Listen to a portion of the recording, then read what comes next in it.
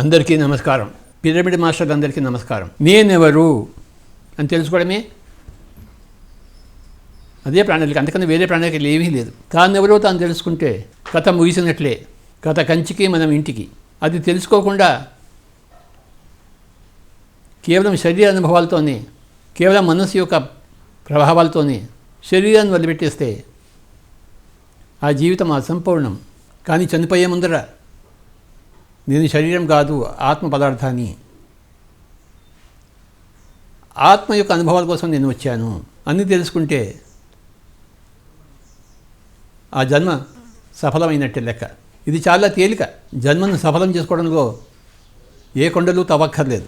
ఇటు కొండను అటు కొండ చేయవలసిన అవసరమే లేదు. జన్మను సఫలం చేసుకోవడంలో ఒకటే ఒక విషయం నేర్చుకోవాలి. దాని పేరు ధ్యానం, మెడిటేషన్. ఊరికే కూర్చోవడం, కళ్ళు రెండు మూసుకుని జాగ్రత్త అవస్థలో. రాత్రి నిద్రావస్థలో అందరూ కళ్ళు మూసుకుంటారు. అది ప్రకృతి యొక్క వరదానం.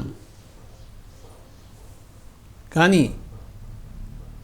జాగ్రత్త అవస్థలో కళ్ళు రెండు మూసుకోవడం, మనసును శూన్యం చేసుకోవడం అన్నది మాత్రం మనం చేయాలి. అది చేస్తే వెంటనే ఆత్మబీజం నాటబడి ఆత్మబీజం మొక్కగా మానుగా తయారై మహావృక్షం అవుతుంది.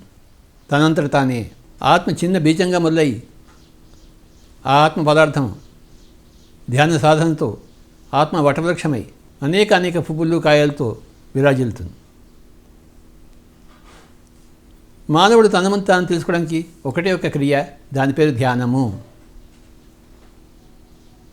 ఇంకేమీ చేయక్కర్లేదు, ఇంకేమీ చేయడానికి లేదు. అక్కడ ఏ హిమాలయాలకి పోవసరం లేదు.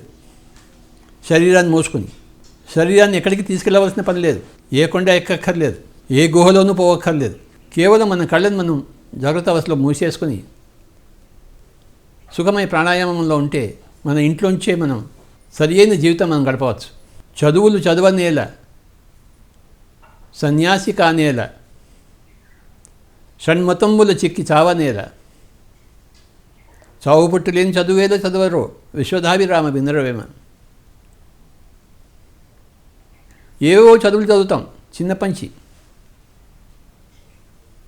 మన తల్లిదండ్రులు అది చదువు ఇది చదువు అని చెప్తుంటారు. పిల్లలు ప్రాణాలు తీస్తుంటారు. ఇంట్లో ఏమో రమణ మహర్షి ఫోటో ఉంటుంది. ఆ రమణ మహర్షి, ఆ వెంకటరామన్ 7th క్లాస్లో ఉన్నప్పుడు ఇంట్లోంచి పారిపోయాడు. అతను ఏం చదువులు చదవలేదు. పోయి కొండెక్కి కూర్చున్నాడు. ఇంట్లో రమణ మహర్షి ఫోటో ఉంటుంది, కానీ ఆ తల్లిదండ్రులు తమ పిల్లలను రమణ మహర్షిగా ఉండడానికి ఇష్టపడరు. వీడు పెద్ద ఇంజనీర్ కావాలి, డాక్టర్ కావాలి, రాజు కావాలి, రాణి కావాలి. కానీ ఇంట్లో మటుకు రమణ మహర్షి ఫోటో ఉంటుంది. వాళ్ళంతా గొప్పవాళ్ళరా నాయన, మనం అంత వాళ్ళు కాలేము, మనదేంటో ఇలాగే గడవలసిందే అంటుంటారు. అంటే చెప్పేది ఒకటి, చేసేది ఒకటి. ప్రతి ఇంట్లోనూ కృష్ణుడి విగ్రహం ఉంటుంది. కృష్ణుడి విగ్రహం ఉండని ఇల్లే ఉండదు. కానీ ఆ కృష్ణుడి విగ్రహం కేవలం పూజలకే నిమిత్తం. కృష్ణుడి జీవితం మనకి ఆదర్శం కాదు. అలాంటి తల్లిదండ్రులు వాళ్ళ దగ్గర పిల్లలు పెరిగి వాళ్ళు కూడా అలాగే తయారై తిరిగి వాళ్ళ పిల్లలను కూడా వాళ్ళు అలానే తయారు చేస్తున్నారు. ఆ కృష్ణుడు 4 ఏళ్ల వయసులో తన గురువుగారి దగ్గరికి వెళ్ళి ధ్యానం నేర్చుకున్నాడు. మన పిల్లల మటుకు మనం పంపించాం, ఏ గురువుగారి దగ్గరికి పంపించాం మనం. మనకి ఇంజనీరింగ్ కావాలి, మనకి ప్రాపంచిక విద్యలు కావాలి, ఆధ్యాత్మిక విద్య వద్దే వద్దు. ఇలా ఎన్నో చదువులు చదివి చదివి చదివి ఆ జీవితాల్లో విసుగుబట్టి ఎంతోమంది సన్యాసం తీసుకుని ఉన్నవాళ్ళు ఉన్నారు. ఈ సంసారం నుంచి బయటపడితే చాలు, సన్యాసంలో ఉంటే చాలు, అంతా ఆనందంగా ఉంటుందని చెప్పేసి ఆ సన్యాసంలో చేరిన తర్వాత అక్కడ కూడా 10 మతాలు ఉంటాయి. ఆ మతమా ఈ మతమా ఈ మతమా అని చెప్పేసి షణ్మతంబులు చిక్కి చావనేల, చదువులు చదవనేల, సన్యాసి కానేల, షణ్మతంబులు చిక్కి చావనేల, చావు పుట్టు లేని చదువేదో చదవరో విశ్వధాభిరామ వినురవేమ. ఆది నుంచే చౌపుటు లేని చదువు చదవాలి. దాని పేరే ధ్యాన విద్య, చౌపుట్టు లేని విద్య. ఒక్క పద్యంలో వేమన ఎంత చెప్పారో. చదువులు చదువనేల, సన్యాసి కానేల, షణ్మతంబుల చిక్కి చావనేల, చావుపుట్టు లేని చదువేదో చదువరో విశ్వధాభిరామ వినురవేమ. ఏమిటయ్యా చావుపుట్టు లేని చదువయ్యా అంటే ధ్యానమే. ఏమిటయ్యా ధ్యానం అంటే జాగృత అవస్థలో కళ్ళు రెండు మూసుకుని శ్వాస మీద ధ్యాస ఉంచడమే. జాగృత అవస్థలో కళ్ళు రెండు మూసేసుకుని చేతులు పెట్టుకుని శ్వాస మీద ధ్యాస ఉంచడమే ధ్యానము. ఎంత ధ్యానం చేస్తుంటామో అంత ఆధ్యాత్మికత సంతరించుకుంటూ ఉంటాం. అంటే ఆత్మస్ఫూర్తితో జీవిస్తాం, శరీర స్ఫూర్తితో కాదు. శరీరంలోనే ఉంటాం కానీ శరీర స్ఫూర్తితో జీవించాం, ఆత్మస్ఫూర్తితో జీవిస్తాం. మనం ఆత్మస్ఫూర్తితో జీవించినప్పుడు అన్ని శరీరాల్లో మనకి ఆత్మే కనబడుతుంటుంది. ఆత్మ యొక్క విశ్వరూపమే మనకి కనబడుతూ ఉంటుంది. శరీరం యొక్క అల్పత్వం మనకు కనబడదు, ఆత్మ యొక్క అనంతత్వం మనకు కనబడుతుంటుంది. ఏ శరీరం యొక్క అల్పత్వం మనకు కనబడదు, ఆత్మ యొక్క అనంతత్వం కనబడుతూ ఉంటుంది. ప్రారంభం నుంచే మనం ఏం చదువులు చదవాలంటే మెడిటేషన్, ధ్యానం అనే చదువు చదవాలి. దాని తర్వాతే మిగతావన్నీ. దానికి ముందు ఏది అక్కర్లేదు. దాని తర్వాత ఏదైనా ఉంచుకోవచ్చు, మనం ఏమైనా చేయవచ్చు. శ్రీ సదానంద యోగి గారు చెప్తుండేవారు, ఆ రోజుల్లో నాకు అన్నము దాలకించినను, అంబరభూషణాది దాల్చినను, కన్యతోడి కోడినను, కన్న తనూజను ముద్దు చేసినను, సకల బంధు నాప్తులను దాపు చేర్చి నటించినను, ఏ న్యూనము లేదు బ్రహ్మవేత్తలకిలన్. అంటే బ్రహ్మవేత్త అయిపోయాడు ధ్యానం ద్వారా. అయిపోయిన ఇంకేముంది? ఏది చేసినా ఒకటే, ఏది చేయకపోయినా ఒకటే. ఎందుకంటే చావుపుట్టుని చదువు చదివాడు, బ్రహ్మవేత్త అయ్యాడు. ఆత్మవత్త తానే అన్ని చోట్ల ఉన్నాడని తెలుసు. అదేవిధంగా అందరూ అన్ని చోట్ల ఉన్నారని కూడా తెలుసు. పుట్టిన పని అయిపోయింది, పెరిగిన పని అయిపోయింది.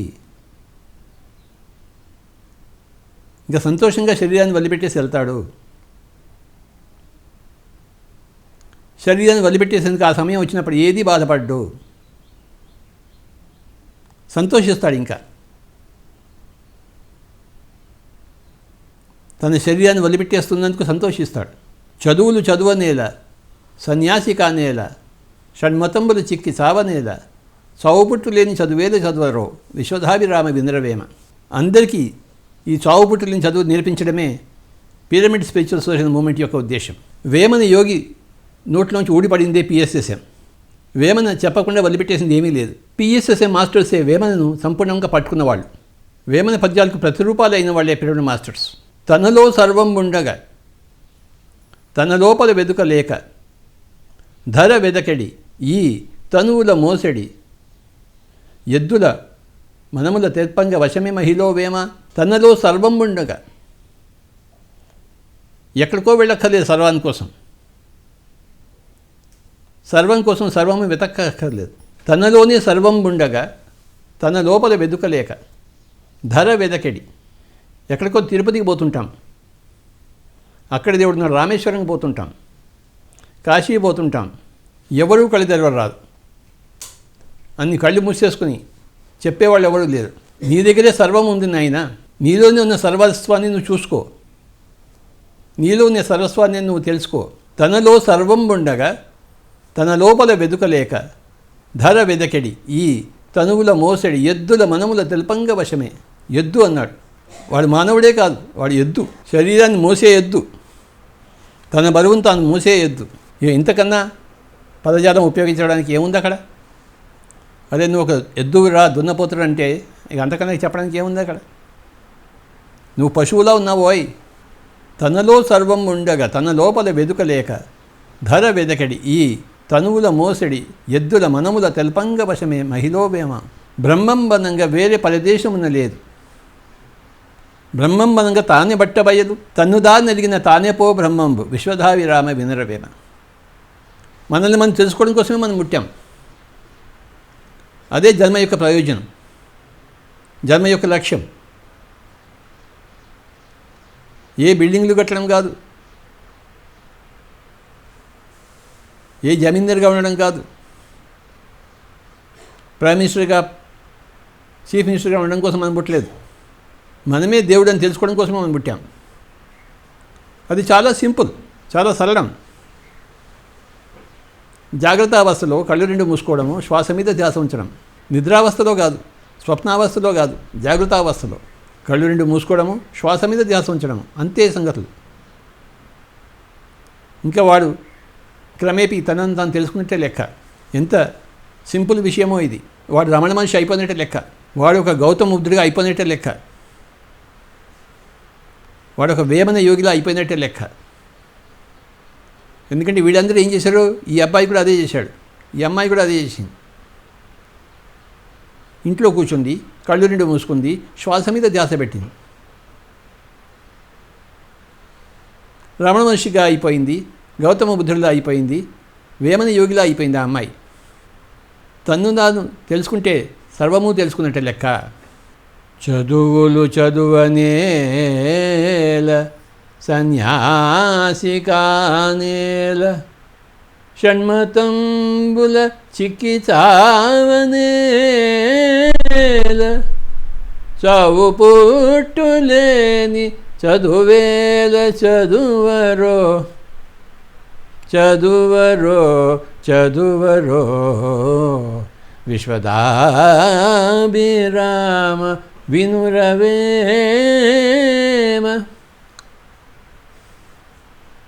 తనలో సర్వం ఉండగా తన లోపల వెదుకలేక ధర వెదకెడి తనుల మోసెడి ఎద్దుల మనముల తెల్పంగ వశమే వశమే వశమే మహిళో వేమ. బ్రహ్మంబనంగ వేరే పరదేశమున లేదు, బ్రహ్మంబనంగ తానే బట్ట బయలు తనుదానెరిగిన తానే పో బ్రహ్మంబు తనుదానెరిగిన తానే పో బ్రహ్మంబు బ్రహ్మంబు బ్రహ్మంబు విశ్వదాభిరామ వినురవేమ. వేమా వేమా వేమ. ధ్యానం ఏం చేస్తుంది? మనసును జయింపజేస్తుంది, మనసులో నిలకడను సంపాదిస్తుంది. ధ్యానములు లేని వాళ్లకు మనసు ఎప్పుడు నిలకడలో ఉండదు, పరిపరి విధాలు పోతుంటుంది. కానీ ధ్యానంలో అభ్యాసంలో ఉత్తీర్ణులైన వారి యొక్క మనసు పరిపరి విధముగా పోదు, ఏకోన్ముఖం అవుతుంది. అది బలోపేతం అవుతుంది. ఏకోన్ముఖము బలోపేతమైన మనస్సు అన్నిటినీ సాధిస్తుంది ప్రాపంచికంగా. ఆత్మవత తనను తాను తెలుసుకున్నవాడు ప్రాపంచికంగా అన్నీ సాధిస్తాడు. బలోపేతమైన మనసును సంపాదించుకుంటాడు, ఏకోన్ముఖమైన మనసును సంపాదించుకుంటాడు. లేకపోతే ఎలా ఉంటుందంటే ఒక అడుగు ముందుకి 2 అడుగులు వెనక్కి అలా ఉంటుంది. ఎప్పుడు ఏం చేస్తున్నామో తెలియదు, ఏం చేయాలో తెలియదు, ఎక్కడికి పోతున్నామో తెలియదు, ఎందుకు వెళ్తున్నామో తెలియదు. అంతా గుడ్డెద్దు చేలో పడిన చందాన ఉంటుంది. కానీ ధ్యానం ద్వారా ఆ గుడ్డెద్దు తన గుడ్డితనాన్ని పోగొట్టుకుంటుంది. ఏ చేలోనూ పడద గుడ్డెద్దు, ఎందుకంటే గుడ్డితనాన్ని పోగొట్టుకుంది. ఇతరుల వల్ల తనకి హాని లేదు, తన వల్ల ఇతరులకు హాని ఉండదు. గుడ్డెద్దు చేలో పడితే ఆ చేలు చెడిపోతుంది, దానివల్ల తనకు కూడా చెడిపోతుంది. ప్రాపంచిక జీవితం కూడా అస్తవ్యస్తంగా ఉంటుంది. ఎక్కడైతే ధ్యానం లేదో, ఎక్కడైతే ఆధ్యాత్మికత లేదో, ఆ ప్రాపంచిక జీవితం కూడా ఎందుకు పనికిరానిది అయిపోతుంది. అలెగ్జాండర్ చక్రవర్తి భారతదేశం అంతా కొల్లగొట్టిన తర్వాత తిరిగి వెళ్తూ ఉంటాడు తన రాజ్యానికి, గ్రీసు రాజ్యానికి. మధ్యలో పర్షియా రాజ్యంలో ఉంటాడు. ఇక్కడ ఏమైనా తెలుసుకోవాల్సిందయ్యా ఉందానా అని అడుగుతాడు అందరిని. ఇక్కడ ఒక మనిషి ఉన్నాడు స్వామీజీ, అంతకన్నా ఇంకెవడు లేడు, ఆ మనిషే గొప్పవాడు. అయితే ఆ గొప్పవాడు నా దగ్గర తీసుకురండి అంటాడు అలెగ్జాండర్ చక్రవర్తి. ఆ మనిషి మీ దగ్గర రాడండి, మీరే కావాలంటే ఆయన దగ్గర వెళ్ళొచ్చు అంత. అవునా, నా దగ్గర రాడా, నా అంత చక్రవర్తి దగ్గర రాడావాడు, నేనే వెళ్ళాలా, సరే వెళ్తానులే అని అలెగ్జాండర్ చక్రవర్తి వెళ్తాడు, బయలుదేరుతాడు ఆ అబ్బాయి దగ్గరికి. డయోనీసియస్ అనే అబ్బాయి ఓ చెట్టు కింద 4 కుక్కలతో ఉంటాడు. ఆ డయోనీసియస్ని కలిసి అలెగ్జాండర్ చక్రవర్తి, మహాచక్రవర్తి ఎంతమందినో చంపాడు, లెక్కడంత రక్తపాతం చేయించాడు, రాజ్యాలు జయించాడు. ఒక మహాచక్రవర్తికి ఎగ్జాంపుల్ అలెగ్జాండర్. ఆ అలెగ్జాండర్ అడిగాడు డయోనిసియస్, నాయనా ఏం సాధించావు నాయనా నువ్వు, నీకోసం అందరూ చెప్తున్నారు ఇక్కడ, ఏమిటి నీ గొప్పతనం అని చెప్తాడు.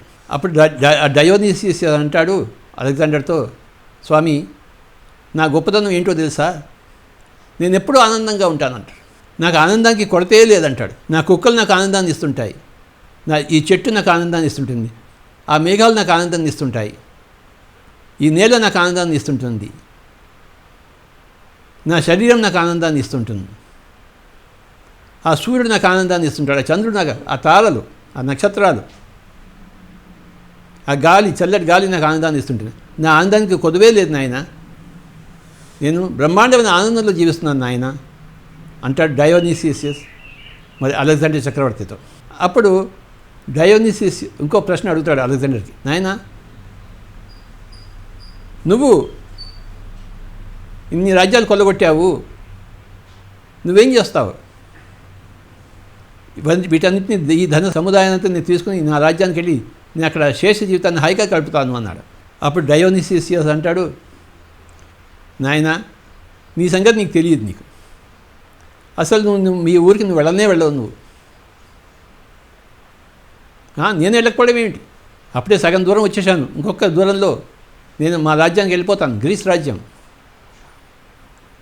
ఈ సంపాదించిన రాజ్యాలతో నేను హాయిగా జీవిస్తాను, నా జీవితం అంతా, శేష జీవితం అంతా ఎంతో హాయిగా నేను జీవిస్తాను అంటాడు. నువ్వు అక్కడికి పోలేవయ్యా అంటాడు ఆయన. వీడికేదో పిచ్చి పట్టిందని చెప్పేసి అలెగ్జాండర్ చక్రవర్తి వదిలిపెట్టేసి వెళ్తాడు. కొన్ని రోజులు పోయిన తర్వాత ఒక జబ్బు వస్తుంది అలెగ్జాండర్ చక్రవర్తికి. జబ్బు వచ్చేసి చావుకు దగ్గరగా తయారవుతాడు. చచ్చిపోతూ ఒక శవపేటికను తయారు చేస్తాడు. తన 2 చేతులను బయట పెట్టడానికి 2 రంధ్రాలు తయారు చేసి, నాయనా నేను చనిపోయినప్పుడు నా చేతులను ఈ రంధ్రాలతో ద్వారా బయటికి పెట్టండి, ఖాళీ చేతులతో వెళ్తున్నాడు పైలోకానికి అలెగ్జాండర్ చక్రవర్తి అని అందరికీ చెప్పండి నాయన, ఇదే నా జీవిత సందేశం అన్నాడు ఆయన. అంటే నా జీవితంలో నేను ఏమేమి చేయకూడదో అవన్నీ చేశాను, ఏమేమి చేయాలో అది ఒక్కటి కూడా చేయలేదు, అందరూ నాలాగా చవటలుగా ఉండకూడదు, ఇదే నా జీవిత సందేశము, నన్ను చూసి అందరూ నేర్చుకోండి, ఏం చేయకూడదో నేర్చుకోండి. ఈ డయోనిసిస్ దగ్గర ఏం చేయాలో నేర్చుకోండి ఆయన ఎప్పుడు సంతోషంగా ఉన్నాడు. ఆయన ఏ వస్తువాహనాలు లేవు ఆయనకి, ఏ రాజ్యాలు కొల్లగొట్టలేదు, గాలి నీరు వెలుతురుతో బతికాడు ఆయన, సంతోషంగా బతికాడు, 4 కుక్కలతో బతికాడు, సంతోషంగా జీవించాడు. అందరూ అలా హాయిగా జీవించండి అని తన జీవిత సందేశంగా అలెగ్జాండర్ మహాచక్రవర్తి నిజంగానే ఒక మహాజ్ఞానిగా శరీరాన్ని వదిలిపెట్టేశాడు. కనీసం చనిపోయే ముందరైనా ప్రతి ఒక్కరు అలెగ్జాండర్ చక్రవర్తిలాగా కావాలి, మహాజ్ఞానిగా శరీరాన్ని వదిలిపెట్టేయాలి, అప్పుడు కొంతలో కొంతైనా సాధించినట్టు. అలా కాకుండా గౌతమ బుద్ధుడిలా జీవిస్తే, రమణ మహర్షిలా జీవిస్తే జీవితాంతం ఎంతో సాధించినట్టు లెక్క. చిన్నప్పటి ధ్యానం చేస్తే ఎంత సాధించవచ్చో, ఆకాశమంతా సాధించవచ్చు. రమణ మహర్షి సాధించినట్టు, వేమన యోగి సాధించినట్టు, గౌతమ బుద్ధుడు సాధించినట్టు మనము సాధించగలం. అలా సాధించగలగడమే జన్మ యొక్క ధ్యేయం, లక్ష్యం. మడులు, మాణ్యాలు, బంగారు నగలు, రాజ్యాలు, మిద్దెలు, మెడలు కాదు. ఒకానొక రమణ మనిషిలాగా, ఒకానొక వేమన యోగిలాగా, ఒకానొక గౌతముడిలా జీవితాంతం హాయిగా జీవించడమే. ఆ సమయం వచ్చినప్పుడు శరీరాన్ని సంతోషంగా వదిలిపెట్టడమే, ధ్యానంలో మునిగి తేలుతూ ఉండడమే సరి అయిన జీవిత లక్ష్యం. My dear friends, pyramid spiritual society moment అందరికీ ధ్యానం నేర్పిస్తుంది. ధ్యానం ద్వారా అందరూ చరితార్థులు అవుతున్నారు. పుట్టిన కార్యక్రమాన్ని పరిసమాప్తి చేసుకుంటున్నారు. ఇంత చక్కగా జీవిస్తే ఇంకో జన్మ ఎందుకు? మళ్ళీ ఉన్న జన్మ సరిగ్గా జీవించకపోతేనే ఇంకో జన్మ కావాలి మనకి. కానీ ఉన్న జన్మ సరిగ్గా జీవిస్తూ పోతుంటే ఇంకో జన్మ ఎందుకు మనకి? జన్మ కర్మల పరిసమాప్తిలో ఉన్నవారికి మళ్ళీ జన్మ కర్మలు ఎందుకు? చేయవలసిన వాటిని అన్నింటినీ సంపూర్ణంగా చేసిన వారికి ఇంకా చేయడానికి ఏముంది, మిగిలి ఉంది అక్కడ? కథ కంచికి, మనం ఇంటికి. ఏ కథ కంచికి వెళ్తుంది? జన్మ పునర్జన్మ కథ, కర్మఫల కథ కంచికి వెళ్ళిపోతుంది. మనమేమో ఇంటికి వెళ్ళిపోతాం. ఎక్కడి నుంచి అయితే మనం బయలుదేరామో అక్కడికి వెళ్ళిపోతాము. సర్వాత్మగా బయలుదేరాము, మళ్ళీ సర్వాత్మగా తయారైపోతాము. ఈ తిరిగి వచ్చే సర్వాత్మనే పరమాత్మ అంటారు. సర్వాత్మ నుంచి ఉద్భవించిన జీవాత్మ ఒకానొక పరమాత్మ మళ్ళీ సర్వాత్మగా తయారవుతుంది. కథ కంచికి, మనం ఇంటికి. కథ కంచికి చేరకపోతే మనం ఇంటికి చేరలేము, బయటే తిరుగుతూ ఉండాల్సింది. మనం ఇంటికి చేరిపోవాలంటే కథ కంచికి చేరాలి. జన్మ పునర్జన్మల కథ, కర్మఫలాల కథ కంచికి చేరాలి, సమాప్తం కావాలి, పరిసమాప్తం కావాలి. ఆమూలాగ్రంగా ఆ కథ కంచికి చేరాలంటే ఎంతైనా ధ్యాన సాధన అవసరం. జీవితం అంతా ఉన్నది ధ్యాన సాధన కోసమే. కనుక జీవితం యొక్క అర్థం ఏమిటి అంటే ధ్యాన సాధన కోసమే అని తేలుతుంది మనకి. ధ్యాన సాధన మనకి అన్నీ ఇస్తుంది. కనుక మన ధ్యాన సాధనకి మనం నడుం బిగించాము. ధ్యాన సాధనకు నడుం బిగించడమే ఆధ్యాత్మికత. ఇంతకన్నా వేరే ఆధ్యాత్మికత ఎక్కడా లేదు. ఎప్పుడు సంతోషంగా ఉంటాడు ఆధ్యాత్మికుడు, ధ్యాన సాధకుడు. ఎవడు ఏమన్నా అతనికి పర్వాలేదు, దేన్ని పట్టించుకోడు. ప్రకృతిలో మమేకమై జీవిస్తాడు. ఆ చెట్టుతో, ఆ పుట్టతో, ఆ మేఘంతో, ఆ గాలితో, ఆ వెలుతురుతో ఏకమై ఉంటాడు. కనుక మై డియర్ ఫ్రెండ్స్, ఇంకోసారి వినుకుందాం యోగి వేమన పద్యాలు. చదువులు చదువనేల, సన్యాసి కానేల, షణ్మతంబుల చిక్కి సావనేల, చావుపుట్టు లేని చదువేల చదువరో, విశ్వదాభిరామ వినరవేమ. తనలో సర్వం ఉండగా తన లోపల వెదుకలేక ధర వెదికడి ఈ తనువుల మోసడి ఎద్దుల మనముల తెల్పంగ వశమి మహిళోవేమ. బ్రహ్మంబనంగా వేరే పరిదేశమున లేదు, బ్రహ్మంబనంగా తానే బట్టబయలు, తన్ను దారినెదిగిన తానే పో బ్రహ్మంబు, విశ్వదాభిరామ వినరవేమ. అందరికీ నమస్కారం. Thank you very much.